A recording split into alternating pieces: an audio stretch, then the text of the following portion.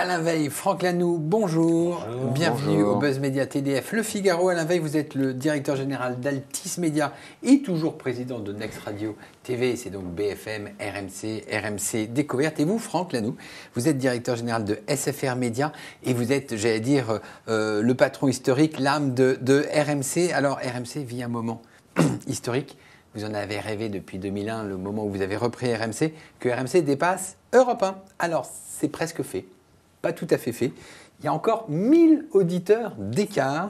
Vous n'avez pas encore tout à fait réalisé votre rêve. Vous l'aurez un jour? Vous dépasserez un jour Europe?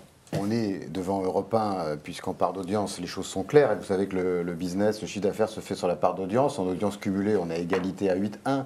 Mais ce n'est pas tellement sur les chiffres d'hier que je voudrais insister, c'est sur le parcours. C'est sur la dynamique. C'est ça qui, pour nous, est très symbolique. Avec Franck, ça fait 16 ans qu'on a repris RMC. C'était une radio qui était vraiment dans une situation extrêmement difficile. Aujourd'hui, c'est une radio florissante qui a contribué à construire un beau groupe avec BFM Business, RMC Découverte, etc.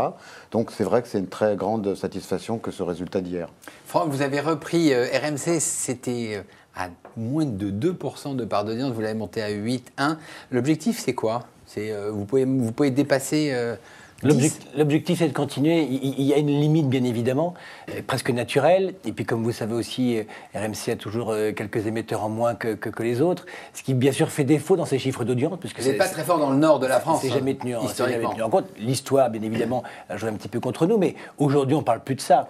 Aujourd'hui, on a un front sur le digital pour que les gens, progressivement, quittent leur transistor à pile et passent sur un mobile, sur un smartphone, pour pouvoir écouter la radio dans d'autres conditions, bien sûr. Et c'est là qu'il y a encore des champs entiers à expérimenter. Puis on a un deuxième front qui est celui de la convergence. C'est-à-dire que d'ores et déjà, moi, je m'autorise à additionner les audiences d'un Jean-Jacques Bourdin le matin qui fait plus de 2,5 millions, avec ce qu'il peut faire sur RMC Découverte, presque 1 million, et puis ensuite sur BFM TV avec plus d'1 million. On a aujourd'hui 4 émissions de la radio RMC qui sont diffusées sur 4 grandes chaînes de télévision.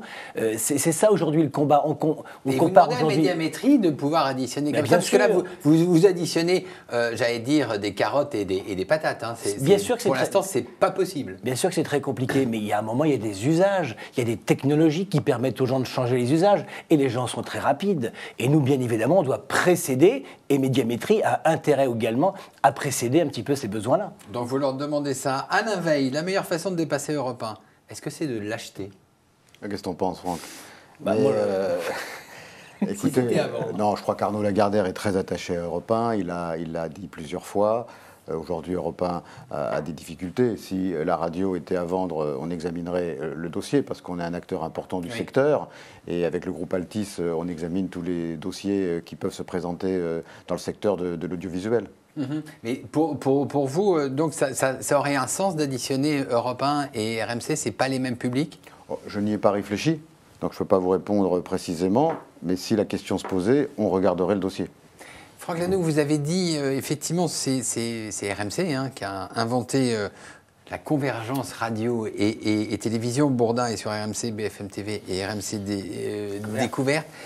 Alors du coup, vous n'êtes pas les seuls, puisque France Info vous a inspiré de vous avec son média global, sa radio, sa nouvelle chaîne de télévision qui concurrence un tout petit peu BFM, et puis son site internet. Ils sont devant vous en radio, ils sont quasiment devant vous en internet. Est-ce que France Info, c'est désormais votre concurrent? Alors, devant nous en radio, il y a peut-être plus d'auditeurs, mais il y a en effet beaucoup plus d'émetteurs, mais surtout en part d'audience. Les gens écoutent beaucoup plus RMC, beaucoup plus longtemps RMC que France Info. Donc on est largement devant, ça fait des années qu'on est devant France Info. Sur le digital, on a choisi une stratégie de groupe, et donc on s'est tous regroupés sous un portail, bfmtv.com, qui lui ne fait pas du tout photo avec ce qui se passe aujourd'hui sur France Info. Donc on est vraiment plutôt confortable par rapport à nos chiffres.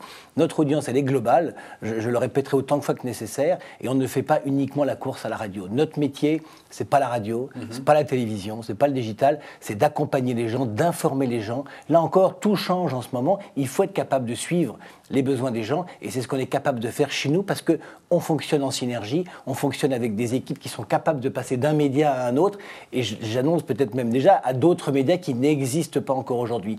C'est ça qu'on travaille chez nous aujourd'hui. à suivre, pas tout dire aujourd'hui, mais vous imaginez bien que dans le rapprochement avec SFR et Altice, il y a ces enjeux-là qui interviennent à l'évidence. D'accord, donc des médias qui seraient distribués encore plus par les télécoms, quoi, des médias sur le mobile. À l'évidence. C'est ça, à l'évidence. Expliquez-moi un tout petit peu, quand on voit Jean-Jacques Bourdin à la radio, quand on voit Jean-Jacques Bourdin sur le BFM, quand on voit... Est-ce qu'on risque d'avoir un risque de satiété, d'avoir trop Jean-Jacques Bourdin, ou est-ce que c'est des publics radicalement différents? On le saurait puisque Jean-Jacques est avec nous depuis le début. Jean-Jacques, il fait une tranche de 4 heures. C'est vrai que c'est assez inhabituel en France, c'est tout à fait classique dans d'autres pays. Effectivement, il est à la radio, à la télévision, sur le digital. Mais aujourd'hui, on a la même chose avec les grandes gueules qui sont à la radio, qui sont à la télévision sur la chaîne numéro 23. Ça marche très bien et à la radio et à la télévision. Donc c'est lié à d'autres formats. C'est le même public? Oui, bien sûr, c'est des publics qui sont similaires. Il y a une cohérence entre toutes nos talk-shows, de telle façon que les auditeurs puissent suivre toute la journée quand ils ont envie de débattre, quand ils ont envie d'entendre des personnalités s'exprimer sur les grands sujets du moment. Ils peuvent venir chez Jean-Jacques Bourdin, dans les grandes gueules, chez Éric Brunet, et puis chez Roselyne Bachelot l'après-midi, qui est avec nous maintenant. Alors, Franck Lanoux, vous aviez pris la tête d'RMC en 2001. Vous la quittez, là, puisque vous montez dans le groupe SFR, SFR Média, Altice. Altice Média, vous confiez les rênes à Cécilia Ragnaud, qui a dirigé iTélé auparavant. C'est quoi la feuille de route de Cécilia Ragnaud? C'est de faire la même chose ou de faire un peu de iTélé et d'arriver avec ses propres idées? À l'évidence, on va l'écrire ensemble, oui. Parce que si je quitte la tête, je ne quitte pas le cœur. Et dans la position que je vais demain occuper, j'aurai bien évidemment à faire et à cœur à m'occuper toujours d'RMC, de BFM TV, de tous les médias du groupe. Ça va être ma feuille de route à moi. Et bien évidemment, RMC, je ne vais surtout pas ne plus y travailler. Donc RMC gardera votre patte, j'allais dire.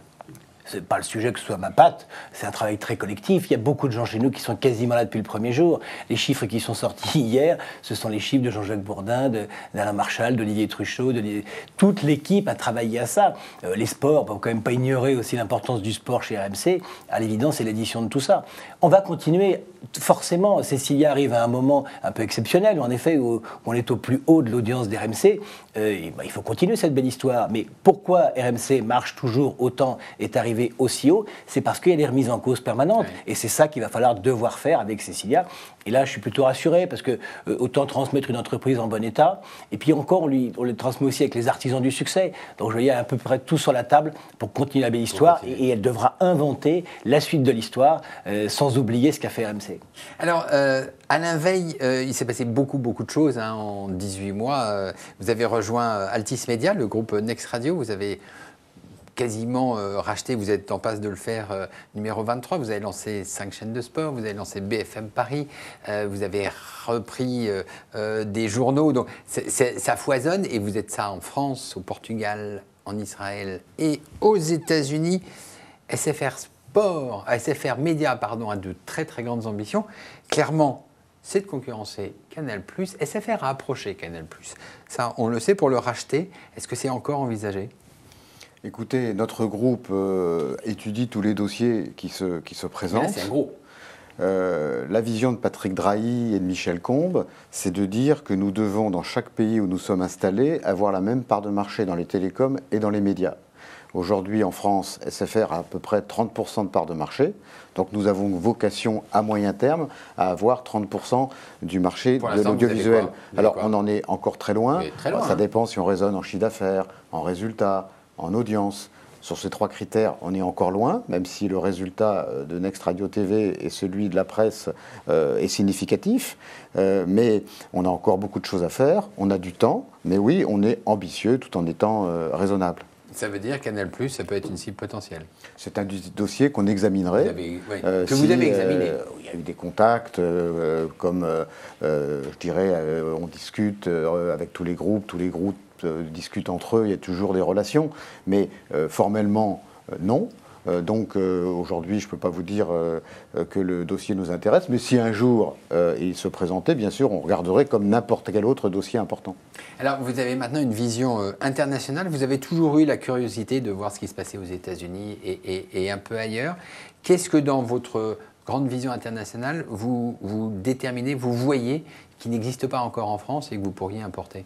Incontestablement, c'est la publicité adressée qui va bouleverser notre secteur, mais qui apporte beaucoup d'opportunités. On dit que le secteur de la télévision est en danger avec la délinéarisation, c'est pas faux, mais en même temps avec la publicité adressée, à partir du moment où le téléviseur va être connecté, ce qui va se généraliser grâce à la fibre optique, mais grâce à la DSL, eh bien on saura qui regarde exactement la télévision instantanément et on pourra envoyer des messages publicitaires différents en fonction des cibles, comme sur Internet. Mais finalement, une chaîne de télévision, je le dis souvent, c'est un site Internet dynamique. Et ça, c'est une opportunité très intéressante. On est très en avance aux États-Unis avec Cablevision. Oui. On est capable à New York d'envoyer 30 messages différents sur la zone de New York. Donc c'est pour nous de nouvelles opportunités et on fera le premier test au mois de juin prochain sur BFM Paris où nous lancerons la publicité adressée. Alors, il me semble que c'est encore légalement interdit en France. Alors, pas pour la publicité locale, c'est pour ça que nous le faisons avec BFM Paris. BFM Paris. Si c'est interdit, c'est parce qu'il y a un texte qui visait un autre objectif qui empêche aujourd'hui la publicité adressée, mais nous n'avons pas d'inquiétude sur le fait que cet obstacle sera levé avec le soutien de tous nos confrères pour permettre ce nouveau développement indispensable. On ne va pas laisser le terrain libre qu'à Google et à Facebook, tout le monde le comprend bien, donc évidemment la législation évoluera rapidement. Franck Lanoue, une dernière chose, donc vous montez chez SFR Média et vous aussi prenez une dimension, j'allais dire, internationale. Comment coordonner tous les médias qui existent au sein du groupe Altis ? Ce qui va être intéressant, je pense, le plus, c'est l'échange d'expériences. Après, il faut respecter les marques, il faut respecter les publics, les audiences, les pays, les cultures. Ce n'est pas des choses qu'on peut mondialiser totalement, complètement. Donc je pense que l'échange d'expériences va être un élément stratégique dans ce qu'on devra faire à chaque fois localement. Très bien, Alain Weill, Franck Lanoue, merci beaucoup et nous nous retrouvons la semaine prochaine avec de nouveaux invités. Merci. Merci à vous.